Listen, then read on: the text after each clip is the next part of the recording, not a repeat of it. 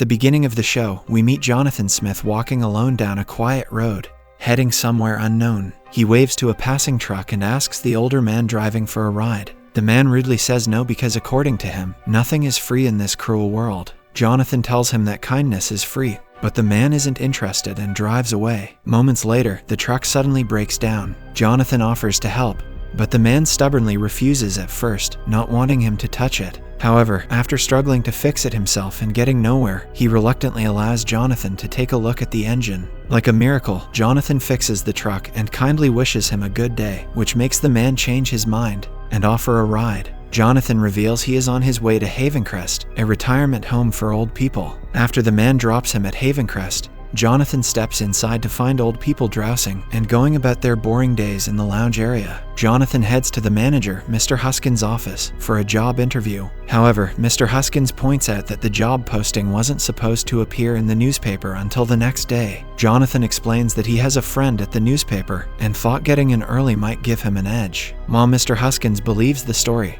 he refuses to hire anyone without references. In response, Jonathan makes a deal. He'll work as a handyman for a month for free, and if Mr. Huskins is happy with his work, they can talk about hiring him after that. The manager agrees, and one of the staff members, Leslie, takes Jonathan to the utility room. The lock doesn't seem to work, but Jonathan grabs the key and unlocks it like it's no big deal, almost as if he has some kind of magic touch. Later, Leslie suggests an apartment for him, knowing he's new in town. In the next scene, Jonathan gets to work, starting with fixing a swamp cooler for one of the residents, Estelle. Unlike most of the others, Estelle isn't a regular in the common areas. She prefers to stay in her room, avoiding the social drama and the endless soap operas. Another resident, Sydney, has a big crush on her and is often caught spying on her through the door. While Jonathan works, Estelle mentions that her daughter will be returning soon from Europe and will be moving in with her. Later, Jonathan works in the garden, planting beautiful flowers and carefully tending to the soil. Leslie is impressed by his skills and asks him where he got the flowers. Jonathan casually reveals a friend of his donated to him. However, Mr. Huskins is not happy with the work because there is no money in their budget for flowers. Jonathan tells him that all the flowers are free, a generous donation from his friend. That evening, Leslie invites Jonathan to her apartment, where he meets her brother, Mark, a former cop. Lately, Mark has been getting into a lot of problems, especially due to his excessive drinking habit. When the TV doesn't work, Mark lashes out at Leslie, causing Jonathan to step away and give them some private time. The hot-headed Mark storms off to a bar, almost itching for a fight, a reckless pattern he's been falling into more and more lately. Leslie shares this with Jonathan, and also reveals that Mark was actually fired from his job for fighting. He was suspended for excessive use of force. Jonathan then offers to stop by the bar and check on Mark. At the bar, he spots Mark sitting alone, clearly wasted. When Jonathan approaches, Mark angrily tells him to back off and even grabs him by the collar. Strangely, Mark can't seem to muster any real force against him. Realizing he's crossed the line, Mark lets go and apologizes. As the tension eases, he begins talking about his sister, Leslie, mentioning how she's never dated anyone. Their conversation is interrupted when Mark's attention shifts to a stunning girl nearby. Fueled by alcohol,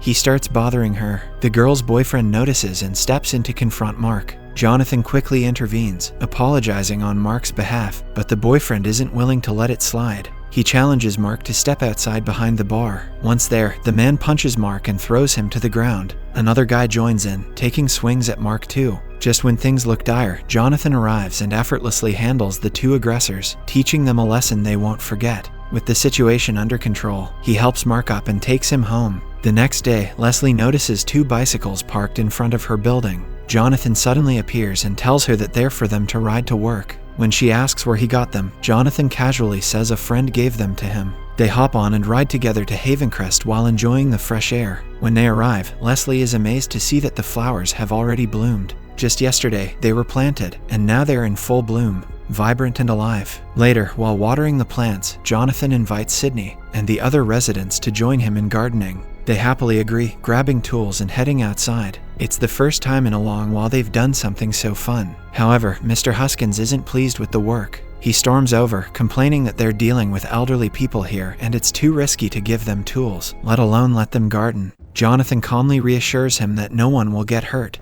and that the residents are actually enjoying themselves. Leslie then stands up to Mr. Huskins, backing Jonathan's efforts. Left with little choice, Mr. Huskins reluctantly accepts but warns that if anything goes wrong, they'll be held responsible. To make things more fun, Jonathan organizes a picnic in the backyard and serves the residents hamburgers and steaks. Meanwhile, Sydney visits Estelle's room and brings her a bouquet of flowers. However, Estelle continues ignoring him and asking him to leave her alone. Sydney attempts to get her outside and enjoy the picnic, but Estelle is in no mood to talk to him. Having no choice, Sydney confesses his love for her and quietly leaves the room. While everyone is thrilled with Jonathan's efforts to brighten the lives of the residents, Mark remains suspicious. He can't help but wonder how Jonathan managed to afford the blooming flowers, 2 expensive bicycles, and even a barbecue stand. Determined to uncover the truth, Mark decides to investigate the matter on his own. The next morning, Jonathan visits Estelle, hoping to gently nudge her out of her comfort zone. To her delight, he brings a puppy, knowing how much she adores animals. He asks her to take care of the puppy for a few days, and she eagerly agrees. Meanwhile, Mark heads to a local bicycle store to dig deeper into Jonathan's story. He asks the owner if anyone has donated bicycles to someone named Jonathan.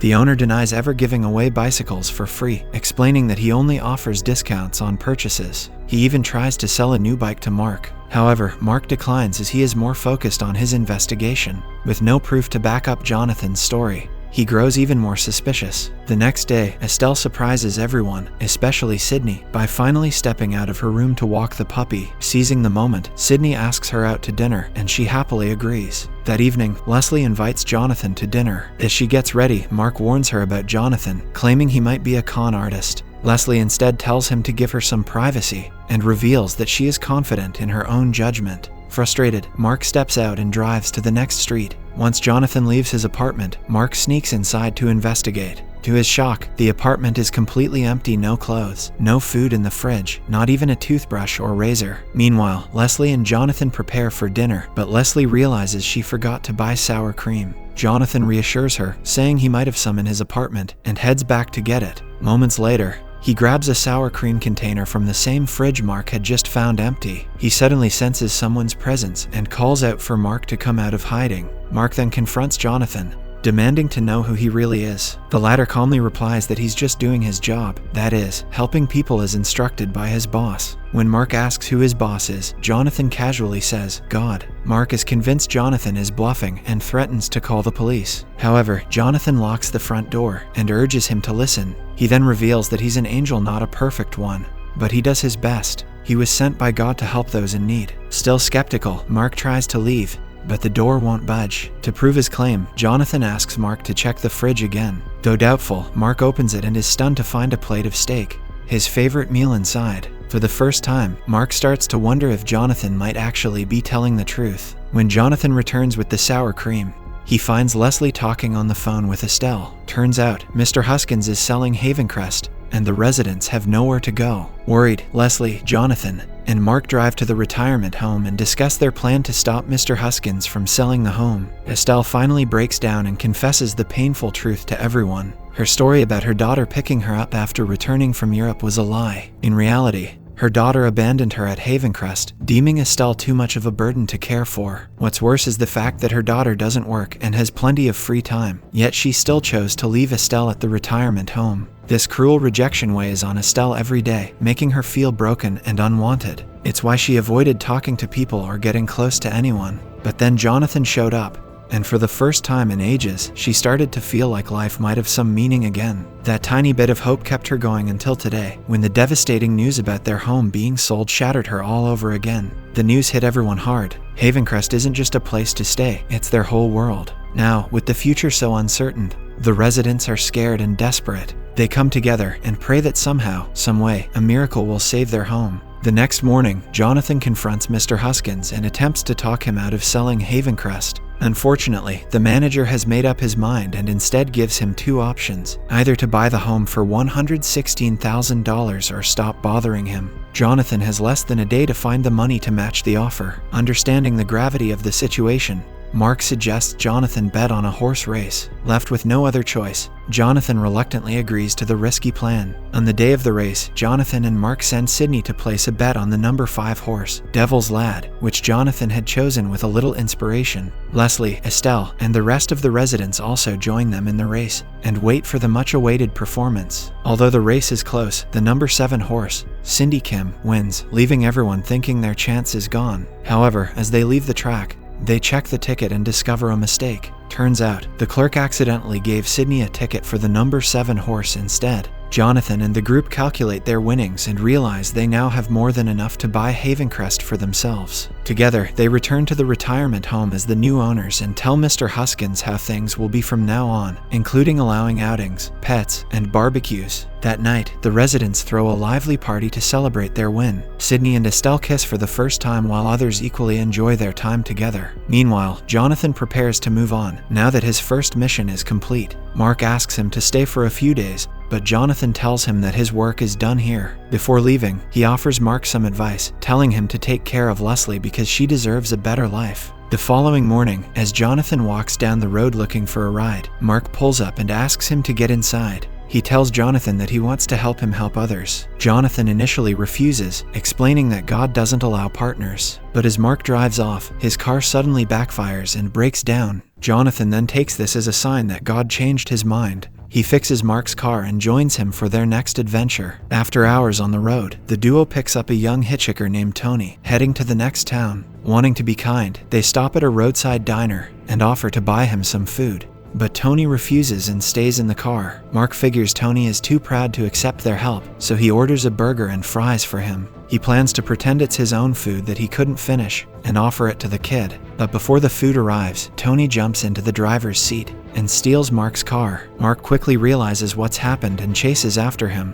but it's clearly no use. Meanwhile, Jonathan heads off to his next assignment, leaving Mark to deal with the situation. It is revealed that the assignment is a young boy named Arthur, who has terminal cancer. Arthur lost his dad, an astronaut in a plane crash. Just like his father, he has always wanted to go to the moon. The young boy, who is the same age as Tony, wishes to God for the chance to live long enough to reach out and touch the moon. At a clinic, Evelyn, Arthur's mom, meets with the doctor and receives the heartbreaking news that her son doesn't have much time left. Overwhelmed with grief, she breaks down in tears, questioning and blaming God for placing her in such an unbearable situation. Meanwhile, Mark eventually finds his car and tracks down Tony in his grandma's apartment. However, he decides not to turn the kid in, even after his grandma insists. Instead, Mark brings Tony to find Jonathan, who is posing as a friend of Arthur's late astronaut father. The scene cuts to Evelyn's house. Jonathan pretends to be her husband's colleague and brings over a submarine toy for Arthur. Evelyn is touched by the gesture, so she invites him in to meet with Arthur. This kid, having a passion for space, talks about his love for the moon and shares everything he's gathered from the telescope gifted by his late father. Arthur is overjoyed to have met Jonathan,